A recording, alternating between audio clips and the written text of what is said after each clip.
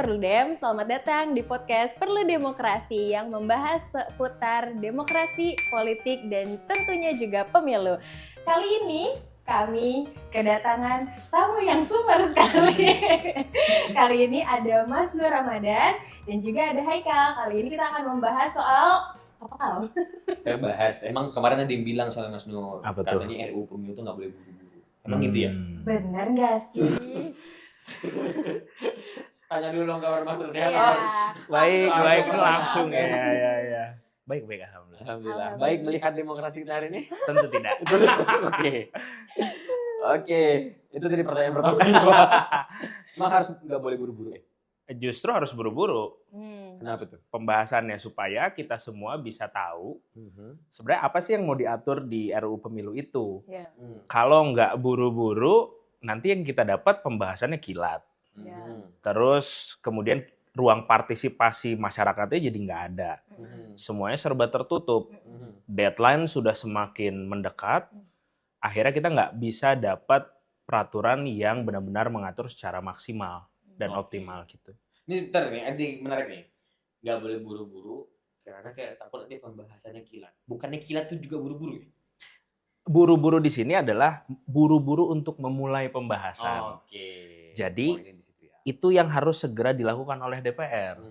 Bukan buru-buru ketika membahas sampai dengan pengesahannya, yaitu itu kemudian kita harus kritisi bersama ya. Jadi jadi yang harus dilakukan adalah buru-buru membahas. Oke. Supaya kita punya cukup waktu untuk membahasnya gitu. Idealnya berapa lama Mas buat ngebahasnya? Kan ini udah 2006 harus buru-buru nih. Ya. Nah, idealnya sampai jangka waktu berapa lama nih? Iya. Kalau untuk konteks RUU Pemilu sendiri kan kita harus punya undang-undang pemilu yang baru itu maksimal bulan Agustus 2026. At least sekarang bulan kita tapping ini bulan Mei, Juni, Juli ya. Akhirnya kita melihat ini sudah semakin dekat gitu. Nah, sedangkan pembahasan RUU sendiri itu punya cukup waktu yang lumayan panjang untuk yang RUU yang ideal ya.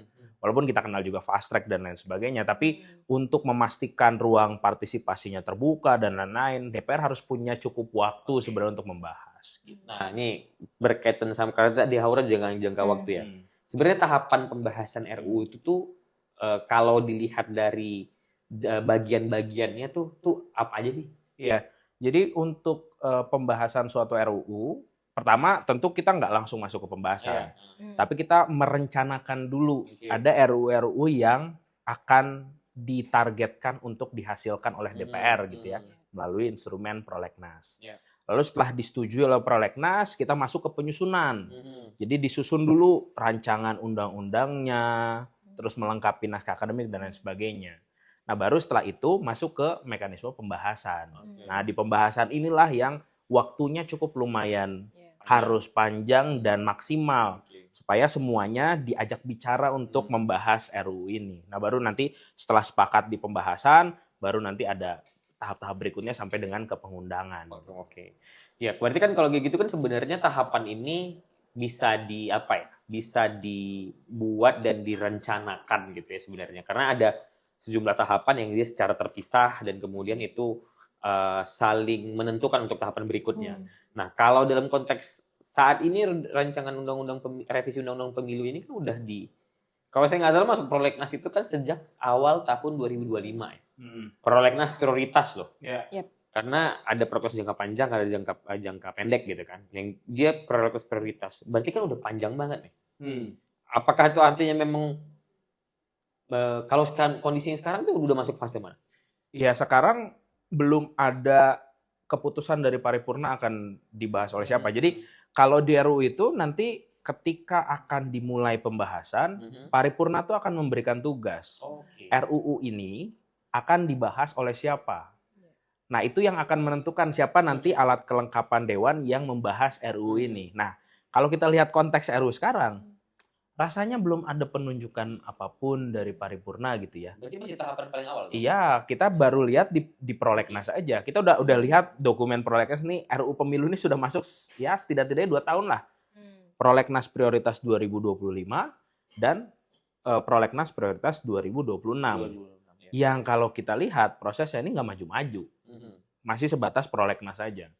Nah itu yang kemudian kita juga bertanya-tanya, ini mau gimana nasib RUU pemilunya kalau misalnya dari paripurna, dari pimpinan DPR-nya itu belum menugaskan siapapun untuk membahas ini gitu. Oke. Berarti kalau yang kemarin itu ada muncul berita misalnya yang berkaitan dengan pergeseran inisiatif dari RUU pemilu dari dari Balek kalau nggak salah ya tahun 2025 kemarin dari Balek dipindahkan ke Komisi 2 itu belum bagian dari proses pembahasan berarti? Belum, karena itu kan masih wacana semua ya. Jadi resmi disebut pembahasan ketika memang sudah ada action untuk membahas dokumennya. Sekarang pertanyaannya adalah apakah sudah ada dokumen draft RUU-nya? Tidak tahu. Apakah sudah ada draft naskah akademiknya? Itu lagi. Kan itu yang menjadi baseline untuk kita membahas, melakukan pembahasan RUU gitu. Nah, sekarang wacananya masih ngegeser-geser nih, bahkan ada juga wacana menggeser keluar ke pemerintah gitu inisiatifnya. Kan itu akhirnya membuat ya ini kita masih berwacana sebenarnya, belum ada keputusan. Jadi selama ini revisi undang-undang masih wacana. Ya. Ternyata pemirsa. Masih wacana gitu ya. Ya ampun, belum Kira itu ada progresnya. Pergi main doang deh wacana seringnya ya. Ternyata RUU pemilu kita juga masih jadi wacana sampai sekarang. Padahal Oke. kan udah 2026 gimana? Iya itu makanya. Iya. Nah, kalau melihat kondisi kayak sekarang Mas Nur, ini memungkinkan nggak sih, visible nggak sih untuk diselesaikan seperti yang dituntut teman-teman masyarakat sipil ya? Ya. Dari catatan PSHK misalnya, Ya. pembuatan undang-undang tuh bisa dalam 1 malam, bisa. Betul. Tapi banyak betul. Tapi itu catatan paling tebal dari PSHK. Nggak mungkin, bukan nggak mungkin. Tidak akan optimal pembahasan RUU dalam 1 malam. Karena itu sudah pasti akan menghilangkan partisipasi masyarakat bermakna lah. Benar. Nah, kalau disebut ideal, kalau mau dibahas hari ini masih mungkin. Kita masih punya beberapa bulan lah untuk membahas secara maraton ya. Bukan hanya maraton, tapi maraton gitu ya. Kita maraton gitu membahas ini terus. Komisi 2 fokus membahas RUU pemilu sampai dengan bulan Agustus. Atau ya sebelum bulan Agustus lah karena ada proses pengundangan dan lain sebagainya. Kalau pertanyaan mungkin atau tidak ya mungkin kalau ada will dari DPR. Nah sekarang, nah itu dia pertanyaan kita bersama kan ada nggak nih niat baik untuk membahas itu segera? Kan statement yang kita tahu ya jangan terburu-buru ya entahlah apa yang maksud ya. Jangan terburu-buru itu. Oh dari Mas Nur sendiri optimis kan ya 2 bulan ke depannya akan. Ayo coba melihat kondisinya ya. Ini menerawang nih ya. Karena saya nggak tahu apa yang ada di hati para pembentuk undang-undang ini. Semoga ada lah. Iya. Semoga. Jadi kan masyarakat sipil udah punya draft nih. Iya. Pakai itu aja ya anggota dewan. Kalau mau pakai itu aja untuk membahas. Kalau memang belum ada dokumennya gitu ya kita pakai itu aja. Tapi yang terpenting sebenarnya keinginan dari mereka untuk benar-benar membahas dan mereformasi pemilunya sih. Kalau misalnya kita lihat sekarang kan narasinya kayaknya will-nya yang belum ada. Iya, memang belum ingin aja gitu ya. Belum ingin, betul. Jadi ya itu terlepas dari kita bertanya juga sudah ada draftnya atau belum ya. Iya. Tapi yang terpenting kan niat dari mereka. Oke. Nah, kalau misalnya ya kemarin juga kan sebenarnya kan kalau kita lihat dari statement-statementnya anggota DPR itu banyak yang menyampaikan bahwa ini harus dibahas secara hati-hati. Yep. Yang kedua, kami sedang mengumpulkan banyak informasi dan seterusnya gitu ya. Nah, melihat posisi seperti itu gitu ya, berkaitan dengan political will tadi, itu menunjukkan bahwa ini ingin dibahas atau itu hanya menjadi bagian dalam tanda kutip nih yang kita selalu wanti-wanti ya, formalitas untuk mencari legitimasi terhadap partisipasi. Gitu. Nah ini gimana tuh? Iya, sebenarnya yang tadi diceritakan oleh Haikal itu bisa masuk kategori ini sebenarnya sudah masuk ke tahap penyusunan. Kita menduga secara husnuzon gitu bahwa ini sedang dilakukan penyusunan. Tapi untuk konteks partisipasi, sebenarnya nanti yang lebih penting adalah pada saat pembahasan. Karena yang terpenting bagi masyarakat itu kan bukan wacana, tapi kemudian apa yang diatur di atas kertas. Itu yang kemudian harus dibahas oleh masyarakat. Jadi klaim untuk mengklaim partisipasi pada tahapan yang tadi menghimpun masyarakat, itu nggak apa-apa dilakukan. Tapi jangan nanti, oh kami sudah melakukan itu di penyusunan. Nanti di pembahasan ya kami-kami aja yang bahas gitu. Nah itu yang kemudian perlu jadi catatan ya. Dan berharap nanti pada saat pembahasan itu partisipasinya tetap dibuka. Kan kita tahu sekarang semua ahli dikumpulkan ya, semua ahli dimintai keterangan. Jangan berhenti di situ aja dong gitu. Tapi nanti ketika sudah ada draftnya ya juga dibahas gitu dan partisipasinya dibuka. Aku penasaran sih, izin jam-in ya Kak. Izin jam-in ya. Iya Kak. Nah apa yang sama Haikal sebenarnya mungkin kurang lebih sama ya Mas. Apakah dari pendapat ahli-ahli yang dipanggil ke DPR untuk terkait revisi pemilu ini merupakan salah satu progres juga dari jalannya RUU Pemilu? Apakah udah masuk progres itu apa gimana nih? Iya, sebagai suatu tahapan ya ini sudah DPR lakukan. Jadi kita tahu petanya ya bahwa ada usulan-usulan yang kalau kita lihat di setiap forum itu selalu ada pro dan kontranya. Gak apa-apa, itu suatu hal yang dinamika yang terjadi ya. Tapi jangan melupakan dan jangan juga menegasikan bahwa masyarakat itu bukan ahli aja loh. Gitu. Masyarakat tuh bukan hanya ahli, yang kalau ahli sudah pasti dia punya keilmuan dan lain sebagainya. Tapi masyarakat sipil yang tidak dikategorikan sebagai ahli oleh DPR, itu juga harus didengarkan. Nah sekarang di tahapan awal, rasanya kita belum melihat ada yang real masyarakat sipil di luar ahli ya. Ahli juga tentu bagian dari masyarakat sipil, tapi teman-teman yang kemudian punya concern, kayak teman-teman penyandang disabilitas, teman-teman kelompok rentan lainnya, terus teman-teman yang selama ini melakukan penelitian dan juga advokasi di kepemiluan dan insan-insan masyarakat sipil lainnya itu juga perlu untuk didengarkan gitu. Nah jadi kalau kita ngomong ini progres atau tidak, ya satu hal bahwa itu sudah dilakukan, tapi ada lagi loh kelompok-kelompok yang harus didengarkan gitu. Jadi poinnya kalau gue lihat jangan sampai memang ini jadi menjadi satu stempel aja bahwa ini sudah terjadi gitu. Tapi kemudian di dalam proses pembahasan malah kita nggak dilibatin gitu ya. Oke, bahaya juga sebenarnya kalau begitu ya. Ya bahaya banget. Karena kalau Haikal ingat gitu ya dan Haura ingat di di putusan MK yang tentang uji formil itu kan dilampirkan tuh. Partisipasi yang kalau catatan PSHK itu banyaknya adalah partisipasi di level penyusunan. Penyusunan itu untuk Haura dan Haikal sebagai informasi, penyusunan itu masih abstrak. Sama seperti hari ini mengumpulkan ahli karena belum ada arah politik dan arah pengaturannya seperti apa.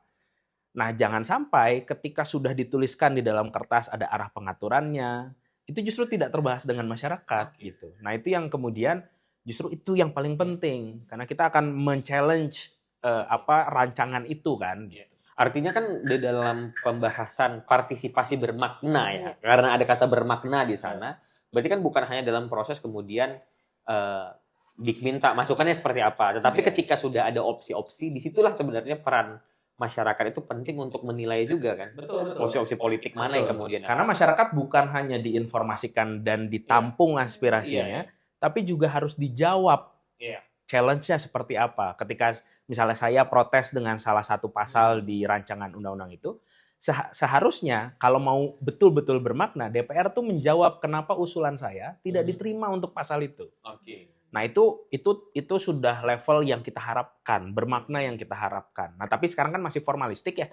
Semua masih ditampung, terus kemudian ya lulus saja ditampung, nanti dibahasnya oleh siapa lagi. Kita aspirasi kita nggak diskusi gitu antara pemegang mandatnya dengan yang memberikan mandatnya gitu. Jadi kita hanya tahu bahwa ya kita didengar, Ya. tapi kita tahu apa yang kita sampaikan itu dipertimbangkan nggak sih? Gitu. betul. Itu kan menjadi penting juga ya sebenarnya. Oke.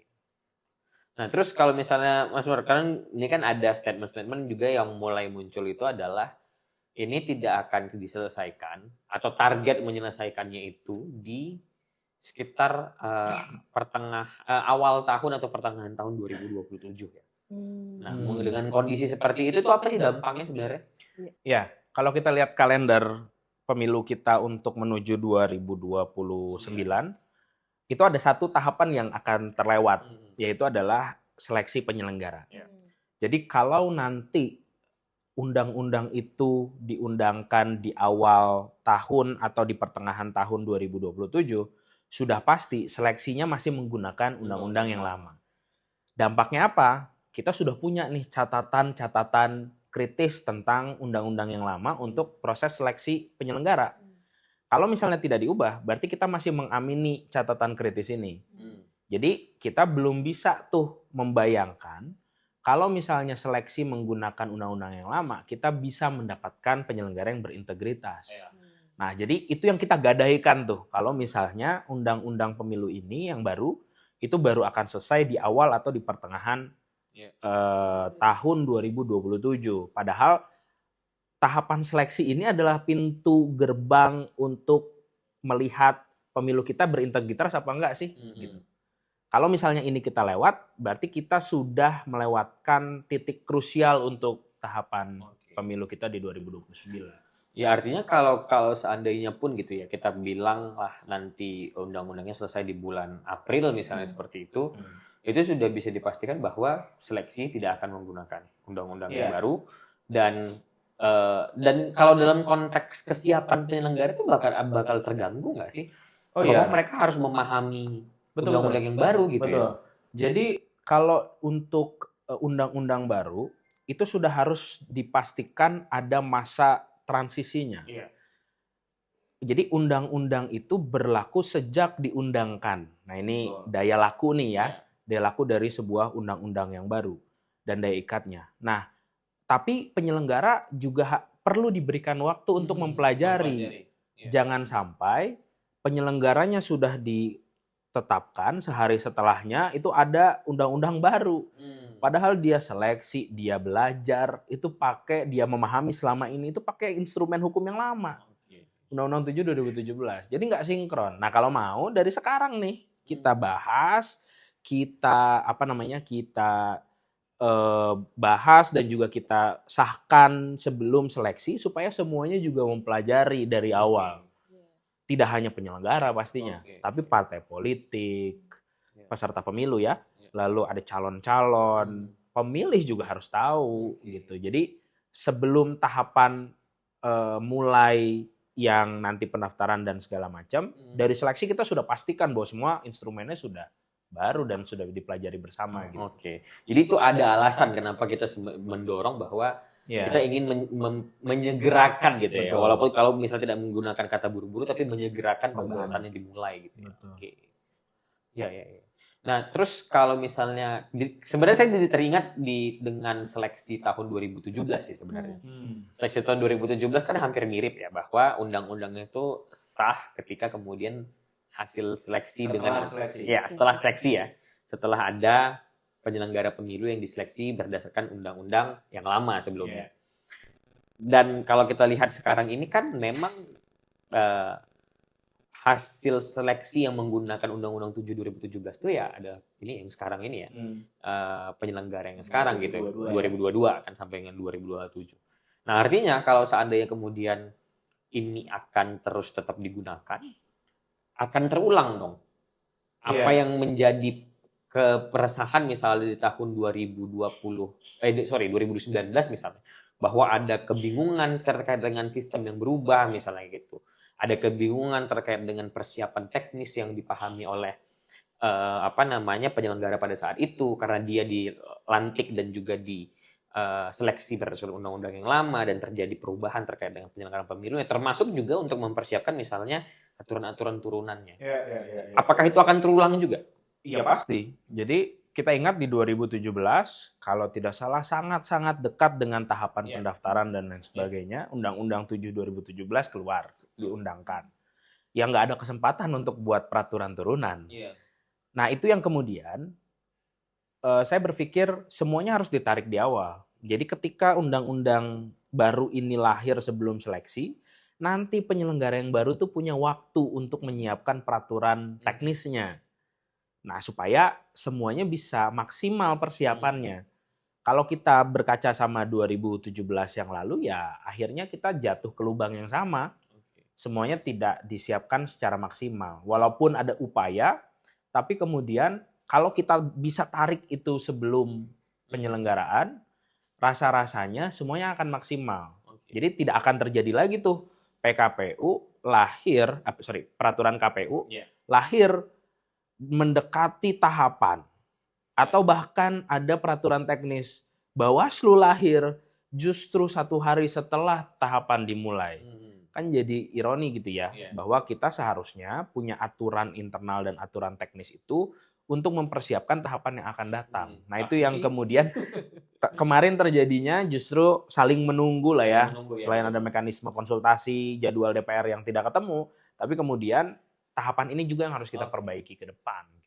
Jadi memang dampaknya ini kalau misalnya kita ada yang beranggapan ya kenapa nggak sih ditunggu aja gitu sampai dengan ini betul-betul matang. Emang kan nggak ada masalah juga kalau misalnya penyelenggara kemudian diseleksi dengan undang-undang yang lama tapi dia menyelenggarakan undang-undang yang baru. Tapi sebenarnya dampaknya itu tidak hanya sebatas bahwa mereka harus belajar lebih cepat, tapi dampak susulannya ini bakal panjang ya sampai dengan ke penyelenggaraan pemilu itu sendiri. Betul. Seleksi penyelenggara itu sekitar di bulan Agustus ya? Pembentukan tim selnya ya. Di bulan Agustus. Nah, itu kalau RU-nya belum keluar ya Mas ya, khawatir nggak akan ada perpu atau peraturan-peraturan lain yang bukan RUU buat penyelenggara itu? Menarik ini. Iya, benar juga. Kalau bicara possibility, kemungkinan mungkin aja ada. Kalau memang will-nya ada. Tapi kalau dari PSHK sih sangat-sangat tidak menyarankan ya perpu itu keluar ya gitu. Jadi kami lebih mendorong, ayo bahas aja RUU-nya gitu. Supaya kita dapat instrumen hukum tuh yang dasar hukum tuh yang yang maksimal lah gitu ya. Kan perpu tuh makin tidak ada partisipasi tuh orang. Jadi perpu tuh ya dikeluarkan presiden aja tanpa harus dia akan berlaku gitu ya tanpa harus menunggu persetujuan DPR. Jadi dia bisa dilaksanakan walaupun nanti dalam jangka waktu 1 tahun DPR harus menentukan nih si perpu ini akan diteruskan jadi undang-undang apa enggak. Kalau enggak ya nanti akan kembali lagi. Tapi kemudian ya kami tidak menyarankan perpu sih gitu. Karena satu hal secara waktu juga masih mungkin kalau untuk dibahas, ayo masih mungkin dibahas gitu. Tapi kalau misalnya dalam konteks tadi Mas juga sempat singgung ya, ada wacana untuk kemudian memindahkan. Nah, memindahkan ini kan sebenarnya dalam titik tertentu bisa jadi buah si malakama. Memindahkan memindahkan inisiatif dari DPR ke pemerintah. Ini kan bisa jadi buah si malakama gitu ya. Karena di satu sisi ya mungkin ini bisa jadi lebih cepat gitu ya. Tapi di satu sisi lain mungkin bisa jadi lebih lama karena kemudian ada yang prosesnya dimulai dari awal lagi nggak sih gitu kalau misalnya dipindahkan dari DPR ke pemerintah? Iya. Menurut saya sama aja. Sama aja. Kalau misalnya pemerintah sudah siap dengan draftnya hari ini dan dikirimkan ke pimpinan DPR dengan surprise-nya, itu akan segera masuk ke pembahasan. Jadi yang terpenting hari ini sebenarnya pembahasannya. Mau itu inisiatif pemerintah, mau itu inisiatif DPR, yang terpenting hari ini adalah rancangan undang-undangnya segera dibahas. Kalau tidak setuju dengan isi substansinya, mari kita bicarakan di forum pembahasan gitu. Jadi kan kalau hari ini kita nggak setuju untuk apa nih? Karena belum ada. Belum ada rancangan. Emang iya. Gitu kan. Kita ngomong kita udah ngasih masukan ya, masyarakat sipil udah ngasih masukan. Kalau itu kan konkret ya, bahwa ada yang bilang kami nggak setuju sama usulan masyarakat sipil untuk kodifikasi pemilu, itu sah karena udah ada barangnya, ya kan? Sekarang kalau kita ngomong kita nggak setuju sama DPR, apa yang nggak setuju? Orang Berarti belum udah ada kebalik audit. dong ya. Itu dia. Kan jadi Itu dia. kebalik dong, harusnya kan ya gimana ya. Iya. Harusnya kan sebenarnya idealnya gitu ya. Idealnya itu adalah kan berarti kalau seperti itu masyarakat sipil tuh mengcounter Ya. sesuatu yang sudah disediakan oleh DPR, oleh pembentuk undang-undang Iya. gitu ya, oleh pembentuk undang-undang. Tapi kan yang kejadian saat ini itu malah sebaliknya. Iya. Masyarakat sipil yang sudah menyediakan satu alternatif, sementara DPR belum menyediakan apapun gitu. Iya. Padahal kan logikanya alternatif itu harus sudah ada yang kemudian yang intinya yang A misalnya, baru ada alternatif B. Iya, iya. Alternatif itu ada kalau sudah ada yang asli kan gitu ya Iya, sebenarnya. betul, Tapi kan betul. ini sebenarnya yang terjadi malah sebaliknya. Betul. Gitu. Yang terjadi malah lebih produktif masyarakat Masyarakat sipil. sipilnya. Iya. gitu. Ya masyarakat sipil perlu buat prolegnas sendiri dulu. Oke. Itu menarik gitu, ide menarik gitu. Masyarakat sipil ngumpul buat prolegnas ya. Iya. Apa yang akan didorong? Ih, Iya. keren dong. Ide menarik gitu, Mas Nur. Iya, Sebenarnya soalnya nanti udah SHK mau ngeliat ya. Oke. Nah, mungkin ini beberapa pertanyaan terakhir, Mas Nur. Kalau seandainya kemudian ya kita tahu bahwa ini akan sangat dengan kondisi sekarang ya, dengan narasi yang kemudian dibawa oleh anggota-anggota DPR, akan sangat berat kemungkinan bisa selesai di Agustus. Artinya sudah diundangkan di Agustus. Kalau tidak ada kemudian political will yang ya berubah secara cepat lah. Kalau masih terus seperti ini akan sangat sulit gitu. Karena kalau nggak salah minggu ini, besok apa ya? Selesai reset kan, hari ini terakhir, besok kemudian itu kan Waktu kita tapping, waktu ya. kita tapping, bukan waktu ininya ya. Pokoknya saat ini hari kita syuting, besok ini adalah waktu sidang masa sidang berikutnya yang akan dibuka. Kalau tidak akan dibahas juga, rasanya sangat sulit untuk menyelesaikan ini di bulan Agustus karena kita tahu bahwa ya kita sebagai bagian dari yang menyusun versi masyarakat sipil, kita tahu bagaimana kemudian kan Bapak gitu kan. Bapak yang nyusun. Tahu banyak sekali yang harus dipersiapkan, banyak sekali yang harus kemudian di draft. Kalaupun nanti misalnya pembahasan opsi-opsi pilihan itu akan dilakukan di dalam proses pembahasan setelah penyusunan. Artinya sudah ada barangnya dulu. Apa yang harus didorong kepada pemerintah dan juga entah itu kepada DPR ataupun pemerintah gitu ya, presiden beserta jajarannya untuk kemudian bisa mengakselerasi prosesnya. Ya, tentu masa sidang terdekat besok itu masa sidang yang paling krusial ya untuk menentukan jadi nggak nih ada revisi undang-undang pemilu. Jadi ya kita harus terus mendesak ya bahwa masa sidang besok itu harus segera ada langkah konkret untuk membahas RUU Pemilu. Karena kalau tidak ya say goodbye untuk kita punya undang-undang pemilu yang baru di Agustus. Nah, itu yang kemudian kita harus desak juga. Sebenarnya yang paling penting sekarang tidak hanya ke DPR pemerintah. Kita juga harus tuntut nih partai politik. Kita gimana suaranya untuk RUU Pemilu ini. Walaupun sebenarnya itu udah tercermin di anggota-anggota DPR-nya ya. Tapi kemudian kok nggak ada langkah pasti untuk mendesak ini. Apakah memang pertanyaan besarnya adalah apakah memang partai politik tidak menginginkan adanya revisi undang-undang pemilu ini, reformasi pemilu ini. Nah, itu yang kemudian harus kita pertanyakan bersama-sama gitu. Karena jawaban apapun dari partai politik, anggota DPR dan pemerintah kalau tidak diiringi dengan langkah konkret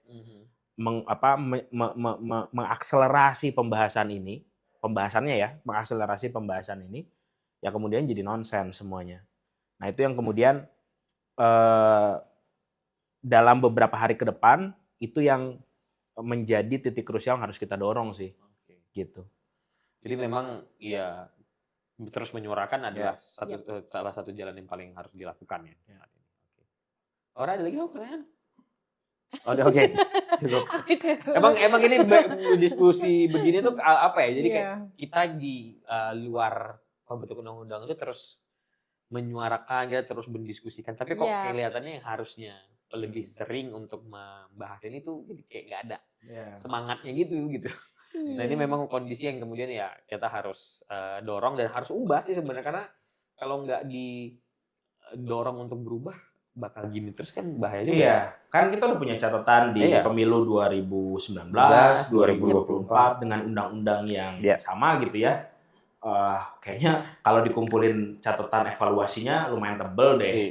Kok nggak mau ini ada, ya pertanyaannya ada apa ya? Gitu. Iya. Ya, padahal koalisi udah bikin lengkap banget dari rancangan naskah akademik, semuanya ada, tinggal diakses di website perlu demokrasi. Promo ya. Tapi benar. Mudah-mudahan itu kita memang harapannya itu terus menjadi bahan diskursus gitu ya. Amunisi untuk terus membicarakan apa yang harus dilakukan terkait dengan revisi undang-undang pemilu ini. Ya, cukup suram ya, cukup gelap ya kalau melihat kondisinya sebenarnya ya. Tapi tetap harus optimis teman-teman. Benar-benar. Kita harus tetap optimis bahwa ini akan bisa kita dorong untuk selesai di Agustus ya. Kalau nggak di Agustus gimana? Kita ada podcast lagi kali ya. Kalau nggak selesai di Agustus kita podcast lagi. Kenapa bisa nggak selesai di Agustus? Apa dampaknya? Apa dampaknya dan apa yang harus kita lakukan? Iya. Udah dapat ya episode 1. Oke. Silakan Aura. Oke, terima kasih banyak Mas Nur Thank you. sudah Terima sharing-sharing. kasih Juga juga. terima kasih Haikal dan terima kasih Sobat Perludem sudah menyaksikan Perlu Demokrasi. Sampai jumpa di episode berikutnya. Jangan lupa like, subscribe, and comment podcast ini. Bye. Bye.